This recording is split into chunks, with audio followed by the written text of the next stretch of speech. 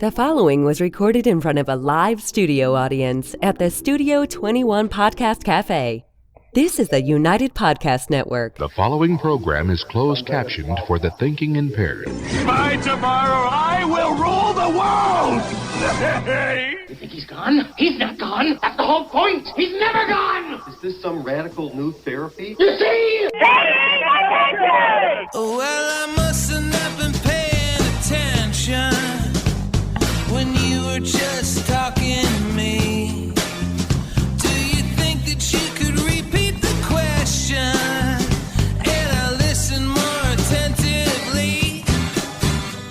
There must have been something in all of that nothing that wasn't quite so easy to see. And I must have missed something when you were just talking to me. Make sure everybody's here.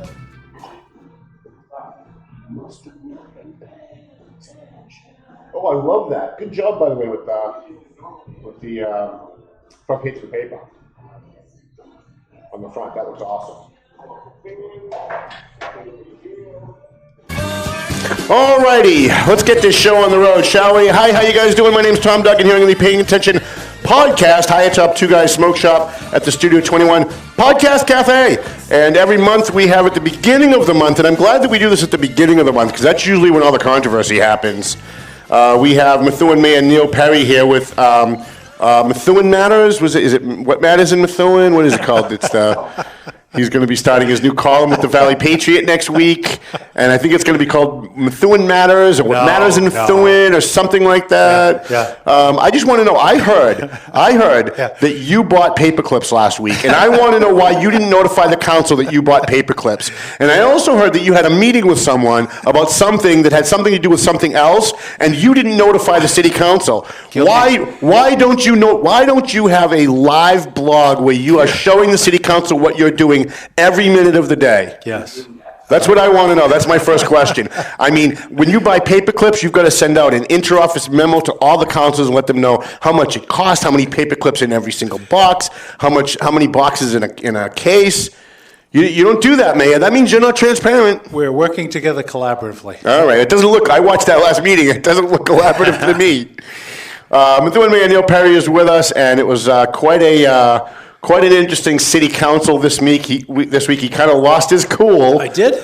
And I have to tell you, that's the Neil Perry I've been prodding you to be since January. Yeah. Because when you ran and you won, and you came on the show and said, now that the election's over, there's no more Team Canaan or Team Perry. It's all going to be Team Methuen. Yeah. And I laughed at you and I mocked you and said, yeah, you're a little naive. You're a good guy, but you're a little naive. You're a mocker. Do you get it now, by the way? It's sinking in now, right? I'm still on Team Methuen. Right, yeah. but you do recognize that not everyone you're dealing with is dealing in good faith, and they're not on Team Methuen. Well, so... Because you said it during that meeting that there are some people who want you to fail. Well, I don't know if they want me to fail. There are different paths. So I would say that... this is him so hard trying to be diplomatic. Yeah, trying to be diplomatic, yeah. That's true. But I would tell you that I'm not really proud of what I did the other night. You're not proud of what you did the other night? I was cheering in my seat. Sure. I am a human being, and there are certain lines with me that I don't like to have crossed. And one of them is my integrity. It's not up for sale. And I've said this during the election, and I'm proving it every day. My integrity is not. I didn't do this job for the money. I didn't do this job for the power. I didn't do it for the prestige. There are plenty of times when you get frustrated in a job like this, and you go home and you think, I could be sitting in a beach chair reading a book someplace, right? Right. But. Listen, if I had your money, I'd be on a beach in the Dominican Republic, and I'd be laying on a hammock, and I'd have people bringing me little drinks with purple umbrellas in them. Purple umbrellas, nice. And as long as I had Wi-Fi, I would never look back. Never look back. No, I'd be gone. Yeah, tempting. That's tempting. I don't have enough money to get to the Dominican Republic. Oh, all right, fair enough. But I remain a fan of the city of Methuen, and I say openly to the citizens of Methuen, you can like what I'm doing, you can dislike what I'm doing, you can love what I'm doing, you can hate what I'm doing. I think I'm doing it for all the right reasons, and that goes for everything I do, including the much heralded meeting for yesterday, which was held. I stand by the decision I made. Can I just interrupt you, though? Go ahead. I always find it interesting that people in public life think the average person is just so stupid. Because, like, Steve Saber got up there, and he didn't say the words, "I question your integrity." This is what people do all the time. But everything he said questioned your integrity. Yeah. And then he says, but I'm not questioning your integrity. I think your staff is cooking the books. Yeah. I think you're trying to help Joe Solomon. Yeah. You're trying to skew the audit, but I'm not questioning your integrity. Yeah. And it's always interesting that while they're questioning your integrity, they're saying they're not questioning your integrity. Yeah. So that part, you and I, we disagree on certain things, but we don't disagree on that, right? So, and the analogy I use is it's easy to say I love you. Right.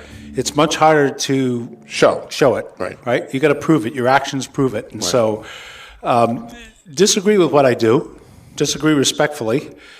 In the end, understand that everything I'm doing. We use the word transparent.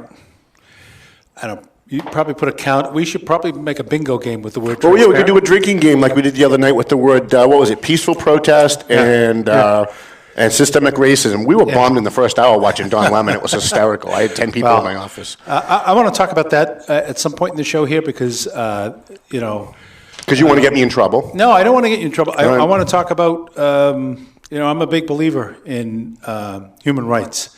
And so we're going to get into that and we'll have a discussion on it. But I want to finish the topic first. Sure, please. So, when you look at what I'm doing, and I want to specifically talk, so I brought, and I didn't do this to... Let me give people the backup, though. Yeah. So what happened was you guys, the city council voted to spend some money, and you agreed to do an audit of the police department. It's going to be a management Well, let me audit. stop you for a minute. And so I want to address, so we tend to write things the way we want them to be rather than the way they were. Right. So... What are you, Bill Kirk? Yeah, I'm not. So this mayor did not select the auditor all on his own. Right. This mayor, with the members of the Public Safety Committee, reviewed all these submissions. We put an RFP together an RFP that I had the Inspector General's office take a look at, and I said, please, I'm a contract professional. I'm used to doing this, but hey, in the public domain, please take a look at this. And they gave me a couple of feedbacks. I went to some other people. We sent an RFP out with the council was aware of. A request for proposal. Yeah, request for proposal saying, hey, we're looking to do an audit. And by the way, I'm not looking to just do an audit of the Methuen Police Department. I'm looking to make sure that the citizens understand and have trust in all aspects of the city government. And it's not a financial audit, it's a management audit. They're going to look at how the money is spent, and they're going to look at how things are dispersed and where it goes. They're going to look at everything. Used. It's going to look at professional standards, accountability, all of it, right? And it has to be a fair and unbiased review. And they were mad at you because you had an initial meeting with them to talk about the parameters of what the city was looking for and what the process was going to be. Yeah. And God forbid the evil Darth Vader Joe Solomon was actually in the room. Yeah, so He was in the room when that happened. That means the whole audit's just completely gone now, right? And so remember the word transparent because we're going to get there in a minute. Right. So we put the RFP out and the Public Safety Committee helped evaluate the respondents. So some of those councilors who were on the Public Safety Committee helped us pick this audit firm. And I will stand here and look the citizens of Methuen in the eye and say, they're the right people to do it. And the gentleman leading it has tons of relevant experience. And he's got a couple of people on the team, a lady who was the deputy chief, I think, of support services in Lowell PD. She got over 30 years of command experience, right? These are not huckleberries we picked up off the street. And most importantly, the council helped pick this. So this is not the mayor's hand-picked audit team. Can you just hold on? People are saying, Ben's not here. People are saying that our volume is not good. I don't know what happened. People are saying our audio is bad there, Ben, if you could. Bad audio. So I don't want anybody to miss one word of what you're saying because it was such a great meeting. Yeah. And people are saying they can't hear us. So, okay, there is an echo, but This would be a good time to talk about our sponsors, Ron Marsan and Son, General Contractors. Great guy. We appreciate them. Borelli's Deli. We got our Borelli's Deli. He is the best. And you got and I've never seen most people get He makes this grilled cheese. You get a grilled bologna and cheese. Yeah, it harkens me back to my childhood. I was the son of a police officer. Me too. It doesn't make me biased towards the audit, so I don't want to, but we eat a lot of grilled bologna and cheese and hot dogs and beans every Saturday night, right? Yeah, that's Those an are Irish cheap. thing. Yeah, and cheap, right? Yep. I still eat hot dogs and beans on Saturday. I eat hot dogs a lot. Yeah. Probably too much. Yeah? Yeah. I like hot dogs and beans. And I don't like a hot dog. I will never go out and get a hot dog unless I'm at Fenway because I love the Do you Fenway like hot fries. dogs? I'm not a big fan, but I liked Lawton's when they were really Lawton's. Go to Methuen Family, get the Daily Double. Really? Oh my God! You know what I eat at Methuen Family Restaurant? Yeah. It's the only place. I'm a strange guy. I love liver and onions. Yeah. The only place I've ever gone that does liver and onions the right way is Methuen Family Restaurant. Yeah. So when I go in, he sees me. He already starts making it. I don't even have to order it. By the time I sit down, I've got my liver and onions. They make a hot dog. It's like I don't know what brand it is, like a country club. It's the double. Oh my God, they're outrageously good. We also want to thank Nina at Climate Designs. We love Climate Design Systems. They've been with us for a while. AFC Urgent Care, our great friends, Lisa Savinelli Williams and her husband She's Tom. the best. She is awesome. And since I saw you last, Lisa's team did a COVID test on me. Yeah, she said that, but she didn't tell us what the results were because of HIPAA. They were negative. Well, they were negative. All right, good. Good. And while we're waiting for the volume fix, I'll tell people it didn't hurt. They stick it, pretty far up there. But the team at AFC Urgent Care couldn't have been better. They're great people. They're great people. Yeah. Everybody working for her. Yeah. We also want to thank the Police Superior Officers Union in Methuen, who pays me, does not pay the mayor. For those of you who say he pays the mayor to do that show, they don't. They pay me, and I use it to pay the production cost because Ben is like $1.5 million a year just to pay him. At least. And then we've got JG's who doesn't pay us, but we're still waiting for. I called Mr. Jafri to see if he wanted to come in for June, but he hasn't gotten back to me. Well, he's got to come in for June. I got to call him because I sent my son. I'm a type 2 diabetic, and I have to. I didn't know that. Yeah. So I'm always careful about what I eat, but I've been doing. You haven't noticed I've lost weight since the job, stress of the job. I'm eating less. Yep. Which is probably a good thing. But the other night I was ready to splurge, and I wanted a chocolate marshmallow ice cream from JG's. Oh, that sounds great. Yeah. So I sent my son. They're out of chocolate marshmallow. Oh boy. So I'm going to call those guys and say, "Come on, guys." Yeah. What the hell is that? Right. It's not like the chocolate marshmallow industry was hit really particularly hard from the... COVID. Yeah. So I'm a big fan of JG's. My spirit animal says that the audio is good now. So. Okay, all right. So we were talking about the police audit. Yeah. And so I started saying... You had a preliminary meeting, and they were mad that Joe Solomon, God forbid, he actually have input in his own audit. Before we get there, let's talk about... So, this is the article that's in the paper today, not to interfere. It says, tempers flare as police audit nears. So I'm not proud of the fact that I lost my temper Monday night, but I say this, I'm a human being, right? And I'm working long days, and I'm not griping about that because I love that city, and I'm trying to do the right thing. And so I'm eating, sleeping, and breathing Methuen. Right. And then they question your integrity. Well, so I won't have my integrity questioned. You can say fat, stupid, dresses poor, bad haircut, poor decision. You can say all of that. You cannot question my integrity because it's not for sale. Right. I'm going to keep saying that. And you can dispute it, but it's just not true. And in the end, 2 years down, somebody accused me of already running for re-election. And I don't even know if I want to. But I say we need you to run for re-election. I just say this, though. We're going to be stuck in Sabre for 3 terms. I say this. We have to move towards making decisions based upon fact and not emotion, facts and data. And so whether people want to believe it or not, at the end of the 2 years, you will see that everything that I campaigned on, I follow through. Okay. So I started explaining that we sent out the proposal saying, hey, people who do audits, tell us how you do this. And we got a lot of responses, and it came down to, in the end, probably 3 or 4. Mm-hmm. The Public Safety Committee was involved in selecting CNA Corp.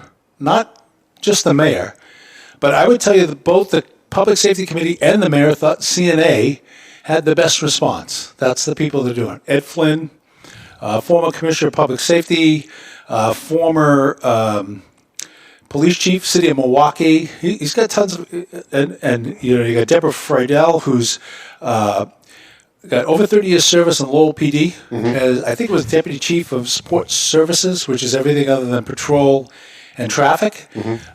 So, and there's other people. I don't want to slight them, but there's a qualified team, right? And they were they scored the responses just like I did. Right. And we even interviewed the two finalists.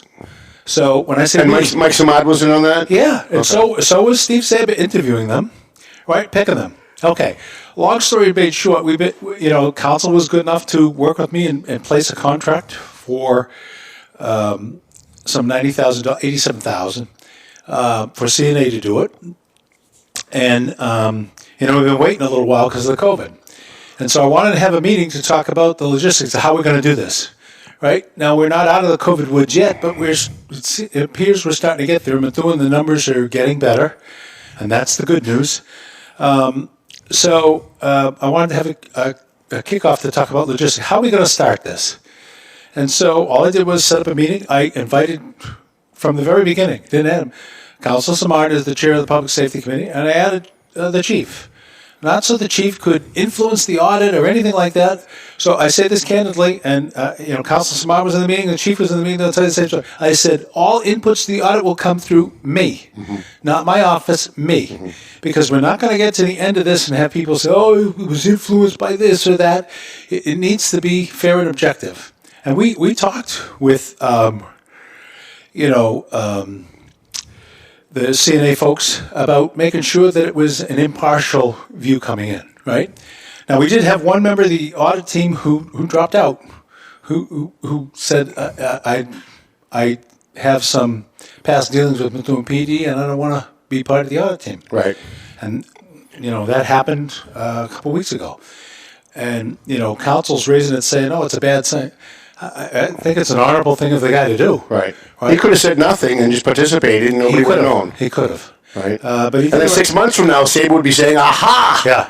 Aha, we just found out about this guy. Right. So long story short, yesterday's meeting, which council is, so when you look at this article on the front page of the Tribune, Tempers Flares police audit nears, it talks about, the disagreement Councilor Sabre and I had during the meeting, which is accurate.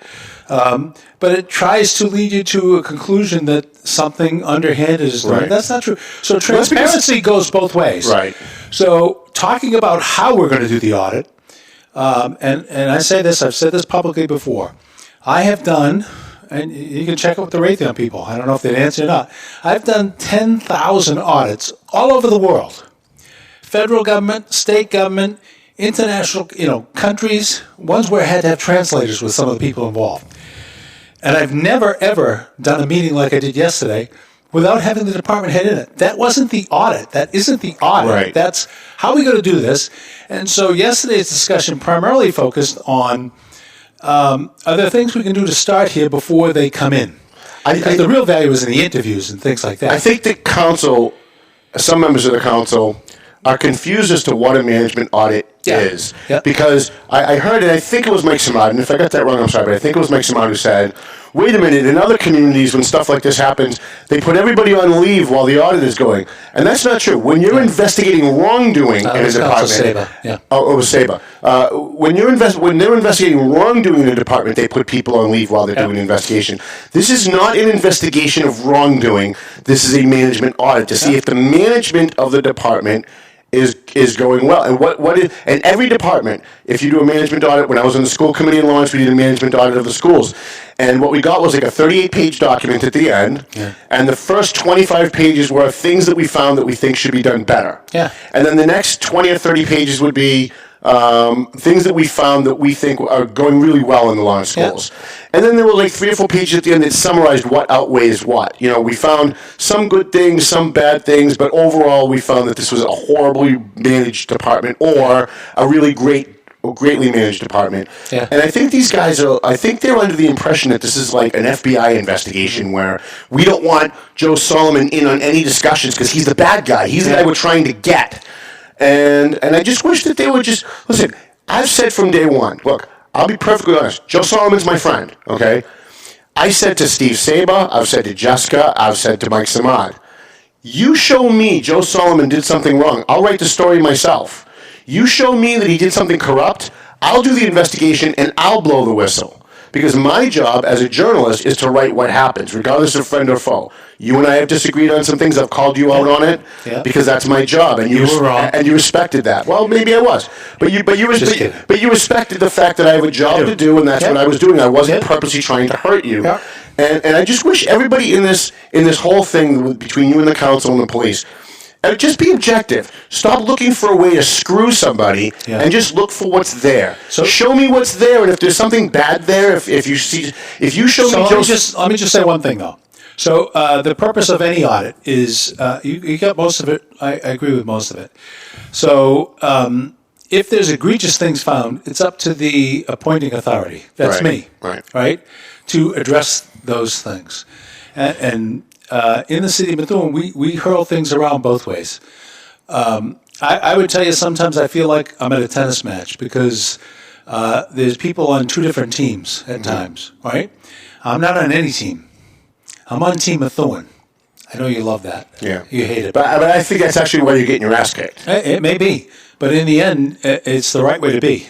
So, it's easy to do the right thing when everything's going your way. Right. It's much harder to do it when people are opposed to you. I'm getting beaten up on social media, and so be it, right? People are making posts saying, I talked to so-and-so, and, I've never seen an audit done this way. Okay. It is what it is. Wait for the proof of the pudding, right? And so, that's my whole position is, and to be honest with you, I think the auditors got a good dose of it yesterday. Because, Did they see the meeting? They were there. They were there? Yeah. Oh, my God. They must have been scratching their heads going, what is this, Lawrence 1985? They must have been scratching their heads. I actually made a joke at one point, said, welcome to Methuen. But, I say this candidly to the residents, I'm not about hiding anything. Right. Transparency is a river that runs both ways. Yes. Right? So... how difficult is it for you when you've got a member of the city council writing stories in the Eagle Tribune? Yeah. A member? Yes. Well, maybe more than one member. Yeah. But you've got one guy who calls the Tribune, and they just write from his point of view no matter what. They don't even bother to watch the meetings. Yeah. They write it from his point of view. I don't know if he I think he watches the meetings. I would say to the residents, so anything you see in the media, you'll hate this, anything you see in the media anywhere, Fox News, CNN, we'll get the Week magazine to do an ad for you because I live by the Week magazine. Really? Yeah. Because the Week magazine, although they have a political stance, they present topics, and what I like about it is they say, here's the issue, here's what the left says, here's what the right says. Love it. Make up your own mind. Right? I love that. And that's the approach that I take, right? And so, whether it's a police audit or anything else, you've got people with different views, right? We're going to do the right thing for the citizens. I'm not going to waste $87,000. Now they're going to have a special meeting Monday night. I wanted to read. I apologize for doing this on your show. You're going to read out of the Eagle Tribune on my show. Wow. Has that ever happened before? You said I have balls. I got to tell you, that takes a lot. That takes a lot. But I love you, so I'm going to let you get away with it. So it starts tempest flare as police audit nears. There's a quote in here where it says, and I'm hoping that the reporter got it wrong, because it said that reneging on a promise to invite all members of the committee. I said I'd invite the Public Safety Committee, and I did. Right. Mr. Samad was in the meeting. Right. To wit, I quote at the end of the article, it says, my quote first, it was wrong of me to lose my temper, said Perry, but I won't have my integrity attacked by anyone. You cannot challenge my integrity.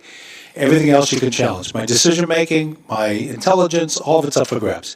Samad, changing his tone, said Wednesday afternoon that the kickoff meeting went smoothly and that Solomon was respectful and supportive of the audit. He said he didn't think a special council meeting to rescind money for the audit was necessary. I think we can agree that the integrity of the audit won't be compromised, Samad said. I am totally confident in Mayor Perry's ability to conduct a fair and impartial audit. Well, that sounds a little different than what I heard at the meeting. Yes.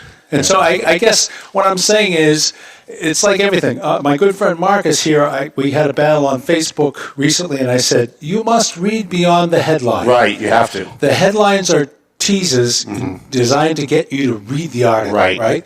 And so that's whether it's the Eagle Tribune or... You know, when that meeting happened, I was going to write a story about you losing your temper and how he questioned your integrity. And I heard DJ Beauregard's voice in the back of my head saying, from the last time I wrote a story about conflict in a meeting, that I was doing gotcha journalism, and I forget what the other word was that he said, what kind of journalism it was, like gotcha journalism, it was... whatever it was, and I said, he said I was trying to divide people, that I was trying to, so I said, you know what, I'm not going to write a story about the conflict, and let's see when the Eagle Tribune writes a story about the conflict, if DJ Beauregard gets up and says, wait a minute, this is gotcha journalism, this is designed to divide us, this is all the things he said about me when I wrote my story, and I've yet to see that. Now maybe that's coming, but I've yet to see that. The fact is, the Eagle Tribune, the Valley Patriot, whatever newspaper, our job is to write about conflict and controversy. That's what we're supposed to write about. Nobody writes a story that says, look how great Bill Smith is getting along with his wife today. No one wants to read that. No one wants to read that story. So when you guys have a meeting and you all agree about an after-school program or a stop sign, that's not really news. Or the replacement of the track, which is great news. Right. For the city of Methuen. Right. We had some groundbreaking photos yesterday. That's a huge thing for the city. I'm tremendous, and thank you to the council. Thank you to the state reps. Linda Dean Campbell, Frank Moran, Christina Minicucci, to our state senator Diana Zoglio for all their help in helping us secure some money to do that. That's a huge thing for the students of Methuen High School, for the citizens of our community, to have a place that's functional, that people can use. That Methuen High hasn't had an outdoor track meet in I think it's 8 or 9 years, right? That's ridiculous. When you say that you and I are role models because we can disagree on stuff and still be friends, we can. You know who else fits in that category? Is someone you just mentioned, Christina Minicucci. She is as far left as they come. She's for partial birth abortion. And I'm as right as they come. I'm not for abortion for anything, even rape and incest. I'm in the middle, both of you. But we both go out for coffee. Yeah. And we both work on stuff. Well, so differing political beliefs don't mean you can't be friends. Right. Your diversity expands your field of knowledge, right? It doesn't diminish it. I learn more from people when I disagree with them and we have a discussion about stuff we disagree with than when we all sit around and just mutually I'm trying to clean it up. Mutually agree with each other, right? Yeah. So even like over the last few days, I've had a bunch of these hood rats from Lawrence coming on my page making threats and all this stuff. And then I call them hood rats, and people get all upset, and they think, you're saying about all minorities, you're saying about all Lawrence. And I'm like, wait a minute, if I say hood rat, and you think minority, that makes you the racist. But guess what? Let's have a conversation.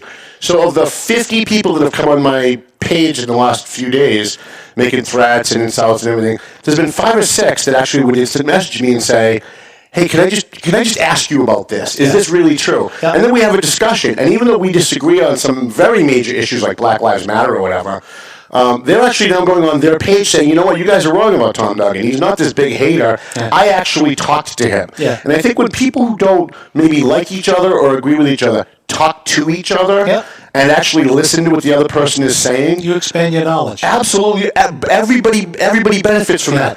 Both people benefit, and the people who are reading it on Facebook or watching the show actually benefit from it too. You've never been, some people will post on Facebook, if you don't believe in this, then unfriend me right now. Right. I've never really quite understood that. And I say, I think one of the things I've been talking a lot about is tolerance. And not tolerance for injustice. I'm talking about tolerance for perspectives. Right? So we'll probably disagree a little. I am a big supporter of peaceful protest. Me too. Huge. Me too. And I made a public statement with the chief about what happened in Minneapolis. It was wrong. It was dead wrong. And there's no need for that. Mm-hmm. And we do need to address it. But the path to it is peaceful protest. It's not, and so... and it's beyond peaceful protest. It's people on both sides sitting in a room talking about what's important to them and what they don't like about the other side and listening to what the other side has to say. Right. Well, and not to get historical, but, when you look and you say you're far right, Christina's far left, I said, this is a country that's founded on compromise. Right. If you look at everything from the inception of the forefathers and forewomen, right? You look at all the principles that they put in place were based on compromises that they committed. Right. Even they didn't agree on stuff. Right. But they had to see past their differences because each one of us as a human being, whether you want to admit it or not, has pieces of bias worked into you. Right. Right? In your upbringing, in your thinking, experiences that you've had. And I'll use a non-racial example. I've got trust issues. Right? I've been through some things in my life that cause me not to trust everybody. Right? And I'm not going to go into what they are, but that is, I'm a human being. I'm imperfect. Right. Right. And so, over the course of your life, you learn certain things and it doesn't always make you better. I'm stubborn. Right. Right. And one of the things that I need to learn to do better is I'll use the council meeting. When you push that, you insult in my mind, you insult my integrity. Right. It's going to come back. Right, because to me, again, that's a line that it's extremely important to me. I'm not saying I'm the smartest guy in the room. I'm not saying I've got I invented the best thing since sliced bread. But my heart and soul's in everything I do. Mm-hmm. Right, and I'm not getting paid to make it. Nobody's slipping me money to make certain decisions or look certain ways. I'm doing things the right way. Right, and so. That's for all of us. That's not just for the mayor. Right. Right? So all of the city council members are products of an environment, and they have certain things wired into them too. And the secret to all of this, local, state level, national, is tolerance. Right. How do you listen? How do you listen to somebody who's saying something that you diametrically oppose to? Right. And try to understand it from their perspective. Right. Right? And I use the example of the governor of the state of Massachusetts. In the beginning, he had, a boatload of fans, right? Now, as this pandemic has worsened and the economic impact has happened, you got people going back and forth, right? Saying, I'm literally the only Tea Party person in Massachusetts who still supports Charlie Baker. Yeah. Like, I don't have one, and I know almost everybody in the Tea Party in Massachusetts because I was very active for many years. Yeah. I'm literally. I was at the original Tea Party. Were you really? Yeah, I heard that. I jumped in the hot. Yeah, I heard that. But I literally don't have one friend left in the Tea Party who likes Charlie Baker. They hate him. They wouldn't even vote for him against a Democrat. Yeah. And I always say to my Tea Party friends, listen.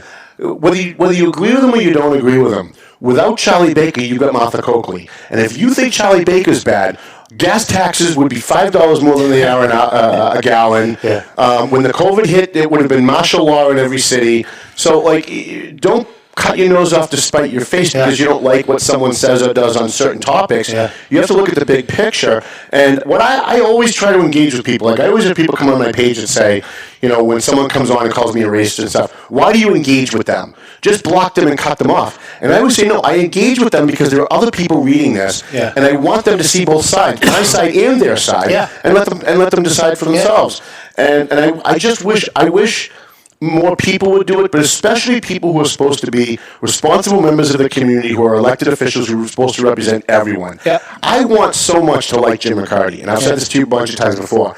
I watch him, and there's some stuff that he does that I think is just so good for Methuen. Yeah. And I say, you know what, this is a guy that, if he just stopped with the personal biases and trying to create chaos and controversy and going after specific people, the kid would be the greatest counselor we've got. Yeah. And I want so much. So I try to engage with him, and I do engage with him. It never ends up well, but I do engage with him. And I try to talk to him just to show him from my perspective, like when he was saying to me, and I think he's probably even said it publicly, that I'm a puppet for Sharon Pollard. And I'm like, wait a minute, she supported Hillary, I support Trump. I mean, we've been on the same side of some local elections because we both supported the same candidate. But other than that, we don't go out for coffee. We don't talk on the phone. I've never been to her house for dinner. What do you where do you get this stuff? But it's so ingrained in what his agenda is, which is to purge the police chief because he was hired by Sharon Pollard because Sharon Pollard is supposedly Darth Vader. that we can't get past that. At least not right now. I'm hoping there's a time when we can get past that, because I think there's some things that he could do that would be great if he wasn't always poking the bear. So I would say this. For me, it's not a question of like or dislike, right? I don't dislike him.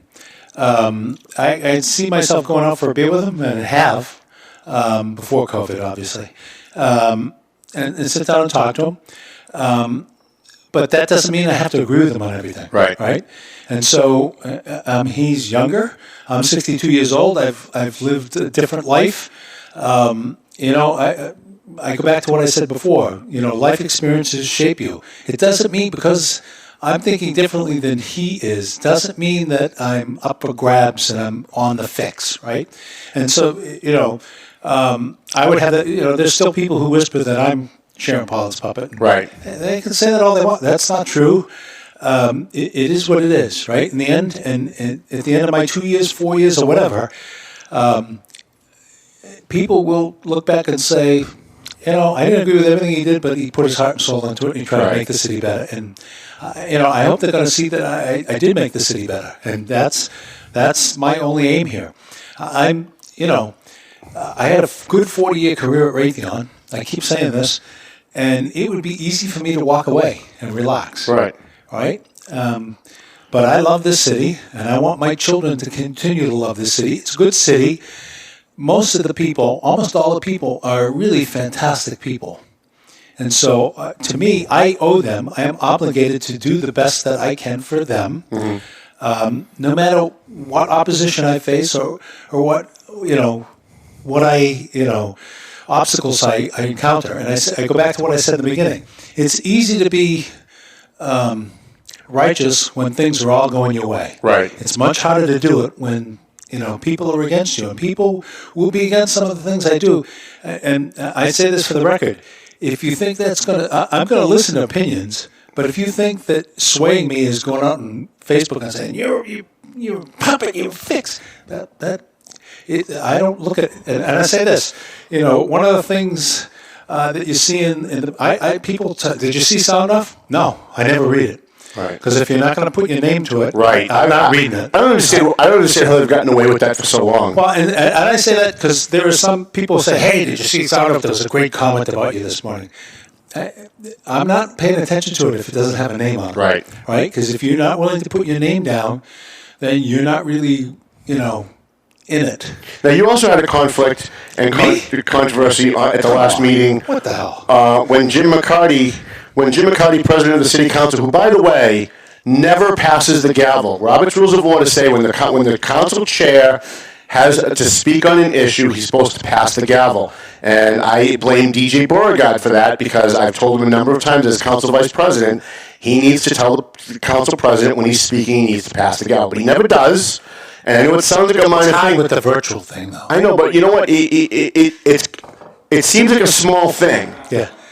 But there's going to come a day when it's going to become a big thing. Yeah. Because the council chairman's going to go out of control and nobody can rule him out of order. Yeah. He brought up an issue, and my eyes went wide too, because the way he made it sounded very, very shady. And that is that, I remember the meeting where they were going to give a promotion to a Methuen police officer who was deployed overseas. And then it was Jim Duggan at the time, didn't have the votes, so he pulled the nomination for the promotion. Right? Yep. So apparently, according to Jim McCarty, what has happened, and according to what happened at this meeting, is that the mayor, not the police chief, because the chief doesn't promote, the mayor, Jim Duggan at the time, put him as a temporary lieutenant, which then meant a sergeant had to then be made a temporary lieutenant to fill his seat because he's gone. Yeah. And then a patrolman had to be made temporary sergeant to fill the sergeant's seat because he's been moved up. And so I'm watching this. It sounds very shady the way they laid it out, because that's how they do things, right? And they made it look like there was something evil going on. Now, that might be true, and I'm willing to be open-minded on it, but they were then blaming Joe Solomon again. Yeah. And I sat there thinking, and I want you to address this, because I really think people need to understand this really, really clearly. The police chief does not hire The police chief does not fire. He's not the appointing authority. The police chief does not give promotions or demotions. The mayor does. So the mayor's no longer here. Jim Jujuga's no longer here. He isn't? He made those decisions when he was here, and now they're trying to take what he did and make it look like the police department is mismanaged. Well, it might have been for 2 years under Jujuga because he was in charge. Yeah. But I don't understand how you can take something that has the police chief has almost no say in. He can recommend, but he has no say over the final decision, and then blame him for that final decision. Yep. Well, so let me say this. So that's pretty accurate, what you laid out there. And so the other thing is, it's hard with the Zoom thing, and I think the chair would agree with me, because... But he wasn't doing it before that, so there's no excuse. But for me to respond to him is difficult. I don't get the opportunity to respond to, and I really feel that's not right. I agree with you. In fact, the charter says I understand I don't vote. Right. I get that. But I'm there as the appointing authority now, right? And when things like that are brought up, I should have the opportunity to address them. Right, so I agree. We are running into a problem where certain councils are raising things, and I'm not being given a chance to rebut it. And to be honest with you, if we want to talk about transparency, the residents of Methuen have the right to hear both the whole sides, story, right? And then make up your own mind. If you decide, what I'm telling you is below, that's fine. There were no multiple move-ups, right? Now, having said that, So you're saying that there wasn't a sergeant, there wasn't a patrolman that moved up because of all of this? No. So what they said was just wrong. Whether it was a lie or not, we don't know. Whether they know that it was wrong. I don't think it was a lie. But they were just wrong. So not all aspects, but there are some grain of truth to it. You have to sit there from a common sense standpoint and put yourself in the. So, a president on the way out the door, what's the thing? He pardons, or he issues all these pardons. I absolve you, Ben, of these crimes. You're welcome. So Mayor Jujuga made those decisions on his way out the door. In late November, right? Now, to the citizens of Methuen, do I think that's right when they were going to, probably not accept it at council to make it? No, but that was the mayor's. I've quizzed people since, and I take the bullet for this because I didn't know the whole story because I wasn't involved. But I've quizzed the people who were in the meeting who said that they told the mayor, don't do this, and the mayor said, it is what it is, right? And so, we've had lieutenants retire too. So including one at the beginning of this past month, we've got another sergeant retiring at the end of the month. So the notion that we're just adding rank, I'm not going to get into the contract that was negotiated, even though somebody put the percentage out on Facebook.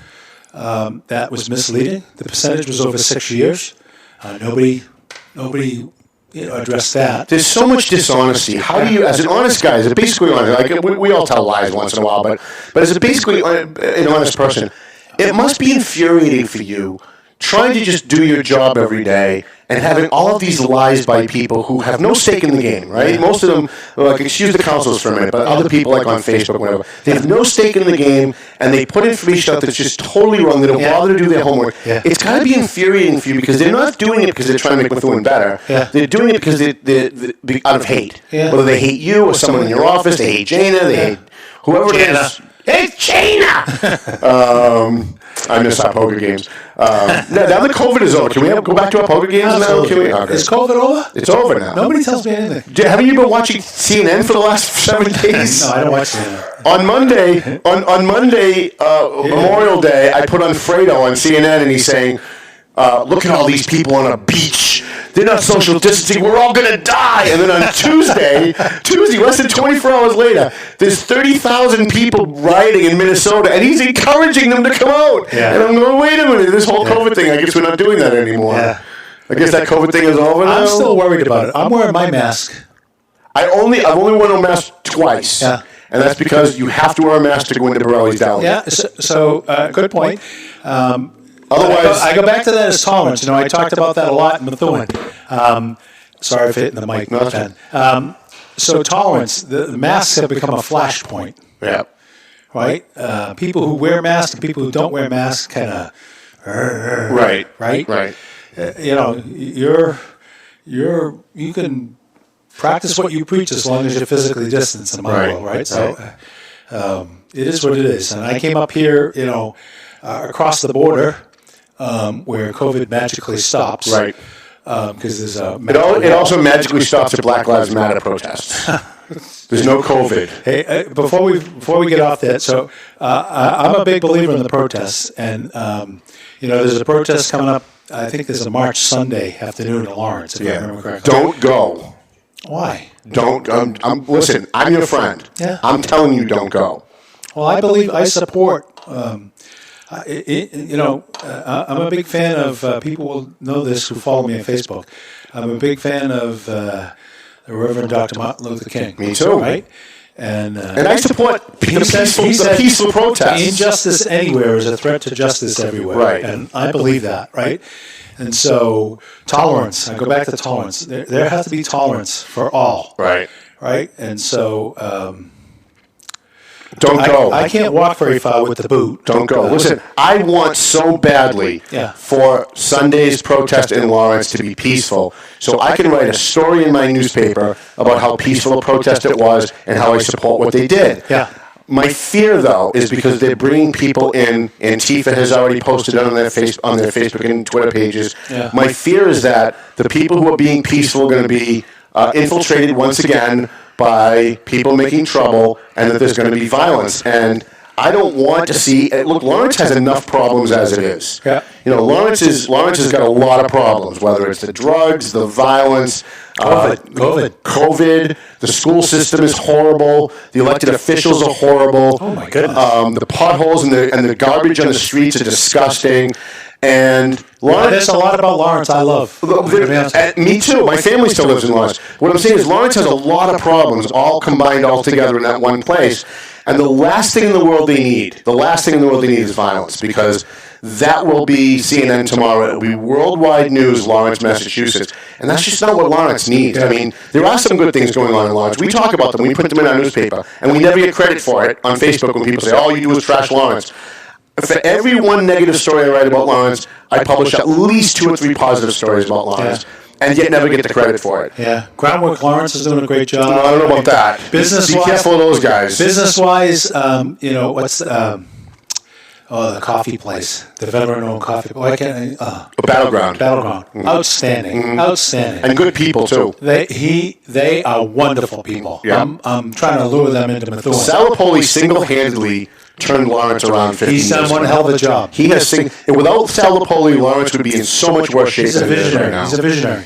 We got a question. We have a question?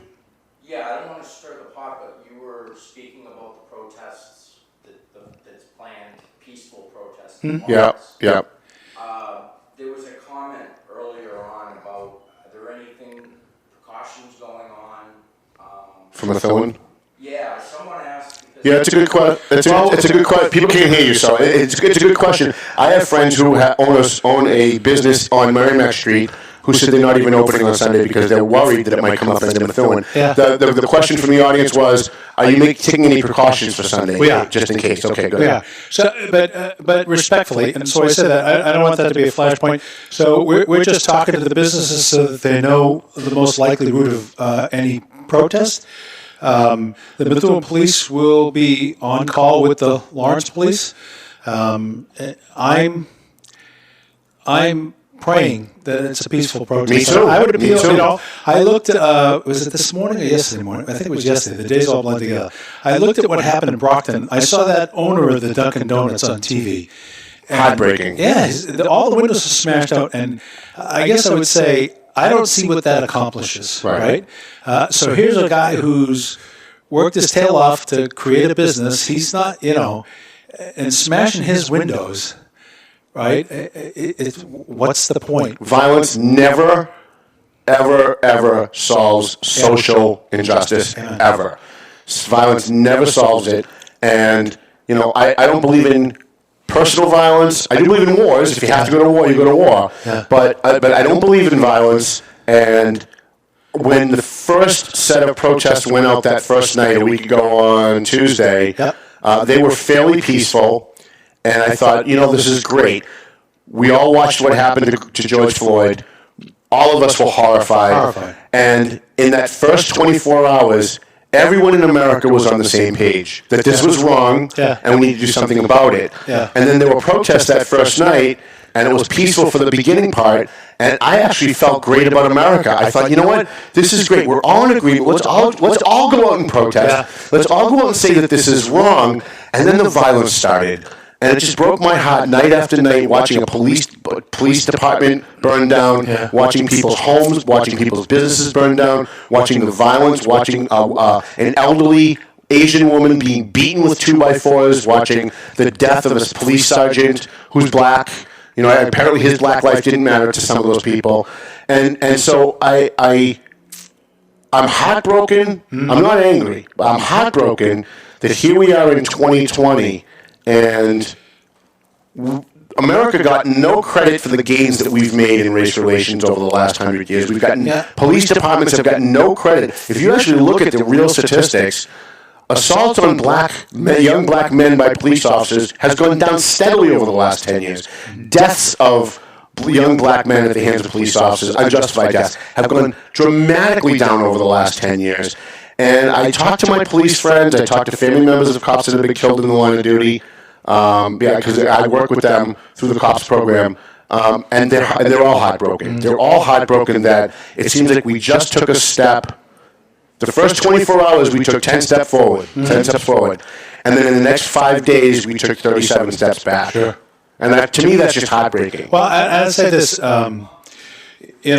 people say to me, what's the hardest part of COVID? My life has been work, go home. Right. I go in my room, watch TV. Work, go home. Right? And more work than going home. And I miss getting out and getting around and getting social. I miss the poker. The only thing I miss is the poker games. Well, during the campaign, you brought William Castro. I'm going to mention him by name. What a great guy. He's like a brother to me. Yeah. Right? And I haven't had dinner with him in 3 months, 4 months. Yeah. Right? I miss talking. The guy has a great perspective on things in Greater Lawrence. Especially because of the we won't say what it is, but the job that he does. Yeah, the job that he does. Gives him a great perspective. Great perspective. Yeah, he does. And he was with me every step of the way up through, doing parades with me and everything. Some people asked me at one point, "Is that your bodyguard?" I said, "I wish I'd be fortunate to have this guy for a bodyguard. He's the real deal." I miss socializing a lot. Yeah, a lot. Yeah. I don't. And I worry that some of the frustration here and anxiety you see in the cities. I worry that some of it. I'll make the point that I was trying to make is because we've been so. What's the word? Closeted, because of the court, that people are frustrated to begin with, right? And I fear that might be, fueling us. Yeah. So, I'm praying to God, and I may go Sunday, despite I can't walk very far because I got. Don't do it, man. Listen, I'm just telling you, there's nothing that I want more than a peaceful protest. My fear is that outside agitators are going to make it violent. And the first people that they turn on are white people. I'm just telling you. Yeah. And I watched it on TV for 5 straight days. And it's sad, but that's what it is. And I think this kind of protest is for young people. Yeah. This is for young people to go out and let them. I am, yes. I'm also old. That is okay. So we got witnesses in the suit. Ben's willing to sign the complaint that I just had an age discrimination. Yes, that's exactly right. That's exactly right. So now, Mayor, we've got about 10 minutes left. Yeah. We are now entering, I think, phase 36, 25, whatever it is, all these stupid phases. How about just letting every business in Methuen that has less than 10 people in their shop open? Yeah. None of this picking favorites. If you're a salon, you can open, but you can't trim beards. Like what? When I read that regulation, you can they can cut hair, but they can't trim beards. How about just if you have a business, there's a dog grooming place, and I've been giving them free plugs. Groomtown, USA. Groomtown on Main Street in North Andover. They literally have 2 employees that groom dogs all day. There's no reason why they should be closed, even though they're not part of the list of businesses. How about as the mayor just say, look, you got less than 10 people open. Use your social distancing mask, whatever you got to do. But if you got less than 10 people, you should open. Yeah. Well, we're doing it a little bit different. I know, that's why I asked why you don't do it that way. So we have a citizens advisory panel working on this. Could we need a panel for this? We got a group of citizens who volunteered to be part of a group with Bill Buckley. He's chairing it. We got 2 groups, and I'm going to talk about both of them. Okay. So the citizens advisory panel is working on all things related to reopening in the city of Methuen. Right. So right now they're focused on parks and recreation. Because there's I guess the thing that I say to you is some of the stuff is gray. It's not black and white, right? So there's no easy answer. Let me use the fireworks as an example. Would I love to? We're doing the test tonight to see if people can see it from everywhere. Will people go out to Facebook and criticize? I can't see. Yeah, some people are going to do that. Right. I'm trying to think of ways to try to restore some normalcy. I can't envision bringing 15,000 people to the Loop.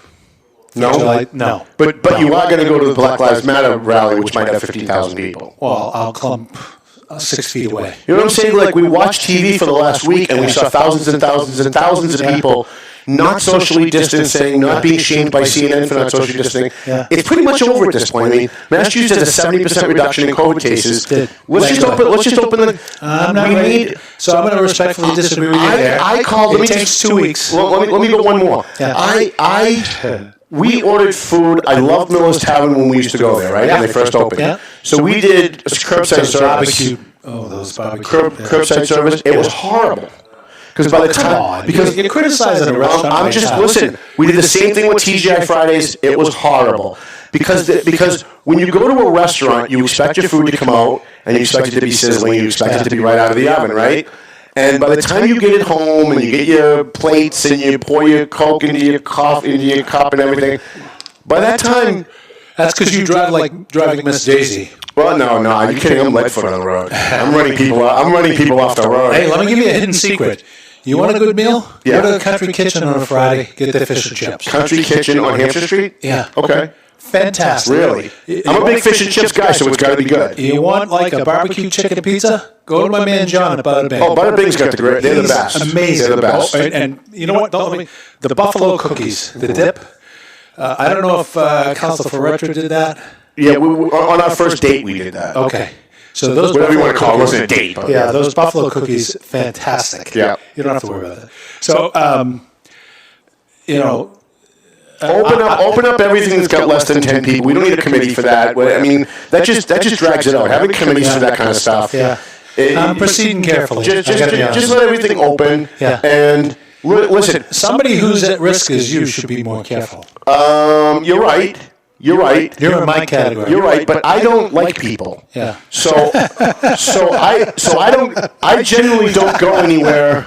Where there's a lot of people. Like, if I have to for my job, I will. If I have to go to a rally and take pictures, I will. Yeah. But given my druthers, I'd rather send someone else. If I could send Rich Russell to go take pictures, I could stay home. I'm staying home. I'm still talking about the good things in Methuen. So Sons of Italy is putting up some outdoor bocce courts. Yeah. If they're ready when the time comes, right. So people can play bocce outside. I want air conditioning. I don't want to be outside. Listen, just open everything up already. No. Let the hair salons open. The barber shops are open. So I went, I know several barbers in Methuen, and they're great people. My barber came back. He's got the face shield and everything. And you go in and you write your name on a whiteboard, and then you go back and sit in your car, and they call your cell phone and bring you in, and then you sign the book. That's the rule from the state, so that they can contact trace. For how long, though? I mean, for 14 years, you're going to. Again, we get 50,000 people in every city rioting and protesting, not social distancing, not following guidelines. And we have not seen a huge major spike in the last week because of it. A little bit, but not much. How long have they been rioting? You just answered. It's been 8 days. Yeah. And what's the quarantine period for the virus? Well, the maximum is 14. 14. That's the max. Some people get sick right away. Very well. But some people get it and get sick right away. Yeah. 14 days is the longest incubation period. There's still people argue with me that asymptomatic people can't infect you. Asymptomatic people can't infect you. They can. if they're not demonstrating symptoms, Right. they can still have the virus. Yes. If they haven't already gotten it and gotten over it. You're right. I agree with that. There are people debating me on that. Yeah. Well, listen, and isn't that good though? Yeah. Isn't it good because they debate with you and you debate with them, and then at some point we're going to find out who was right? Yeah. So at the 14-day point, which will be next Tuesday. Is it next Tuesday? Next Tuesday will be the 14-day point. Yeah. I'm predicting that you're not going to see a huge spike from all of these people protesting. But here's a huge spike. So this is one. There'll be some, but not a lot. We disagree a little bit on this. So you and those of your ilk, I won't name names, we're talking about Sweden, the poster child. Look at them. Right. What happened to Sweden? It's a you-know-what show right now. They're in big trouble right now. Yeah. So everyone's saying, herd immunity. Sweden did it right? Big sneakers now, right? And so I'm willing to admit when I'm wrong, and on Sweden I was wrong. So here's and I'm not saying that to be right. No, I guess the point I'm trying to make to you is, I don't think so. As Americans, we've become a black and white society, not meaning race. I'm saying the answer is either A or B. Right. There's a definite answer here, right? This is a situation where there's some gray. Right. So, people frequently debate, my good friend here, Dr. Fauci. If you go back, you can find clips from late February, early March where he said, masks for people who aren't sick are a waste of time. Right. He modified that opinion over time, right? There's still a raging debate on the usefulness of masks. Right, we covered that last week. But we don't know for sure, right? If there's anything to, I knock on wood. I won't knock on wood because the other day I said knock on wood because we've been very lucky with our police and fire departments. Right. The fire departments, especially with all the runs they've done with COVID patients, we've been extremely fortunate. Chief Sheehy would tell you, I said, thank God, knock on wood, right? The next day, we got 6 firefighters quarantined. Right? I said, I'm going to knock on wood up here, right? So it's a hard thing. It's been a hard thing for me. I'm going to tell you, every decision I made has not been the correct one. I know businesses are suffering. We're trying to do that. The outside dining is coming. We published, how the city can help restaurants do outside dining. We got some really exciting things that I don't want to say publicly yet to try to help some businesses that are in downtown Methuen to give them some opportunities, right? Because you look at people like John Bada Bing or Country Kitchen or Rosario's, those people have been bedrocks of the community, right? They've been supportive. I called John Bada Bing Friday night. I went to see a water main break on Sunset Ave, my old stomping ground. I grew up over there. And I see Daryl and the crew working hard at a water main break, and they're going to be there till 9:30. I called John and said, I need to get 3 pizzas over here on me. He took care of it in a flash. The guy is all about the city. Yeah, he's a good guy. And so we have to support him. Absolutely. Because he's fantastic. You talk about Don Sprinkler, he's the same way. Okay. Right? Don't forget my tip about tomorrow. Fish and chips at the Country Kitchen is fabulous. I'm going to do it. Just do this. So when you get it, if you're not going to eat it right away in your car, poke holes in the styrofoam because you don't want fried food. The styrofoam will make it mushy, right? Yeah. So a little tip here from the man. All right. Well, I'm going to tell Dinner Girl. I'm going to tell Dinner Girl to pick up Country Kitchen tomorrow. Country Kitchen is fantastic. Yeah. And by the way, they're not a sponsor of the show, but I actually don't mind helping businesses that aren't sponsoring the show, especially through this COVID stuff. We hope that they will come on at some point and sponsor. But even if they don't, we're not here just to make money. We're here to help. We're here to help the community. What was the other food tip I gave you? The other food tip you gave me was Daily Double, Methuen Family. Daily Double, right, at the Methuen Family Restaurant. And you said about this P-Dubs, Poo-Dubs. P-Dubs is great. So you want to talk about artery closing? Yeah. I had my kids have become experts at takeout. My kids had pizza. I had poutine. I don't know if you know what poutine is. Yep. Fries with gravy and cheese curds. Oh man, A plus. Mark won't stop talking about it. A plus B-dubs, right? There are hundreds of good food places in Methuen, and we are with all of them. And I've given a little bit of business to all of them in the last 3 months. But you could also help them out by just letting them open. Like, let's just rip the Band-Aid off. Let's let everybody open. This one? Yeah. Just let everybody open at this point, because my phone now for the first time in 4 months is starting to ring. Yeah. I have people call me asking me about ad rates. Thank God, finally. Yeah. Things are starting to look good. They're starting to look like we're going back to normal. It would be a lot easier for these small normal. Right. It would be a lot easier for these small businesses to get back to normal and actually start making money again if we didn't have this prolonged 6 month of phases where some can open, some can't open. It's got to be outside. It's got to be this. It's got to be that. Let me do a fact check here. 6 months? Yeah. 6 months? No questions. Well, we started in March. We're already in June. Yeah. 6 months? Yeah, March, April, May, June. That's 4. Next month is July. I was good at math in school. Next month is July. Do you think everything's going to be open by August? Do you think everything's going to be open? It doesn't seem like to me. I think it'll be open in some regard. Yeah, I do. All right, well, So if you follow the phase, if you read the phase plan, if you read it all, right. Phase 2 starts June 8th. Okay. Right? Yeah. That's Everywhere except Lawrence. well. It starts June 8th unless the hospitalizations go through the roof. I'm going to fact check you there, right? If you're going to call out facts, they're going to be facts.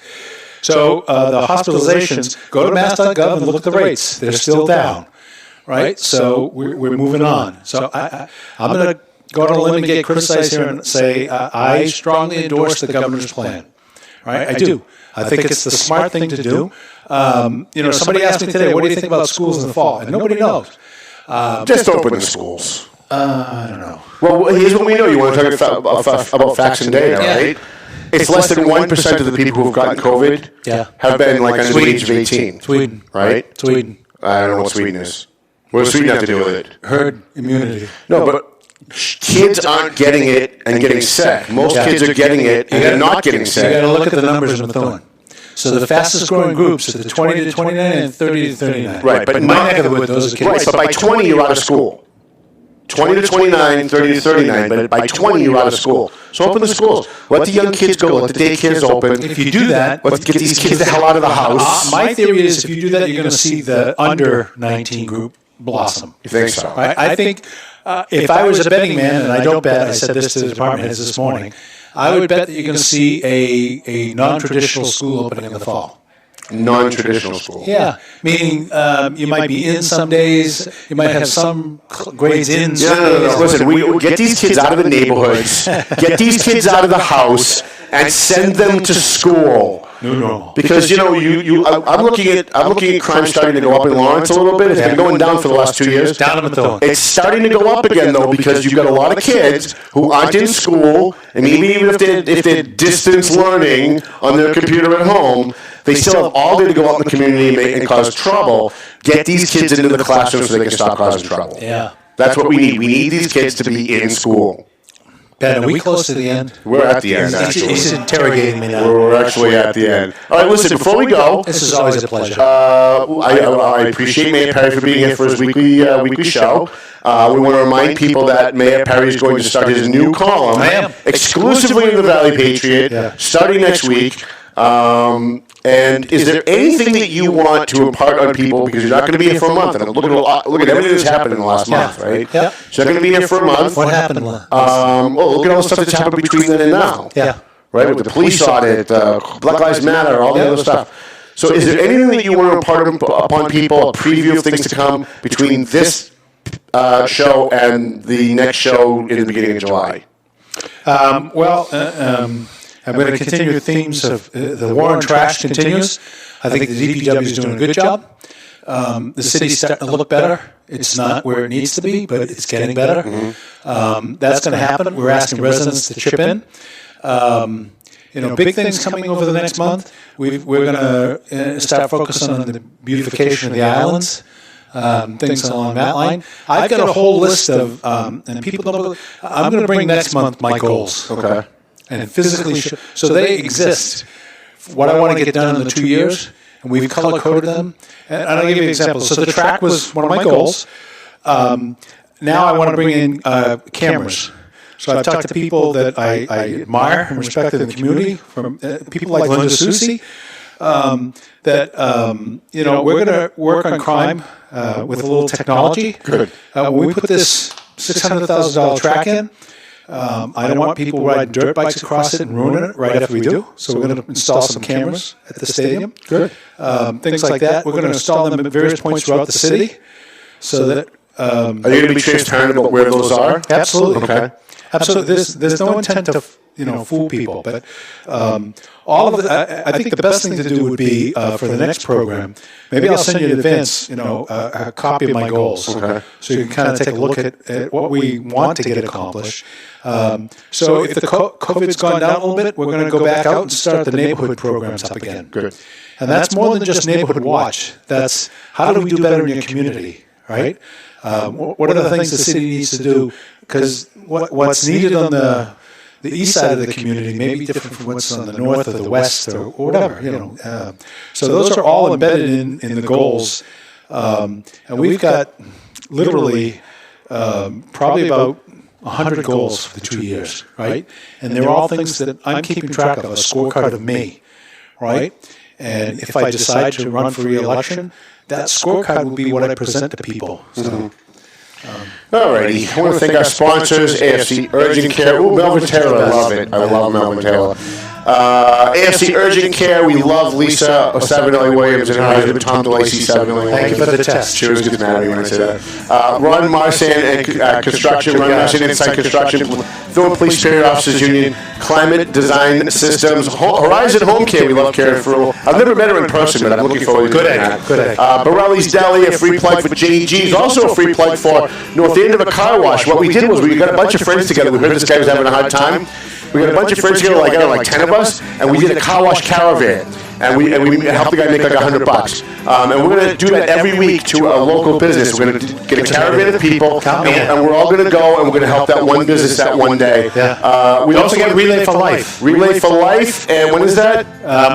It's already been. You can contribute online. It's for cancer survivors. We couldn't do the thing at Memorial Day, but make a contribution as a cancer survivor. We'd appreciate it. And a free plug today for Julie Palego Tax Services, who has been defending me on Facebook against some of the people who've been saying nasty things. Melvin Taylor says we got to go home already, so go home already.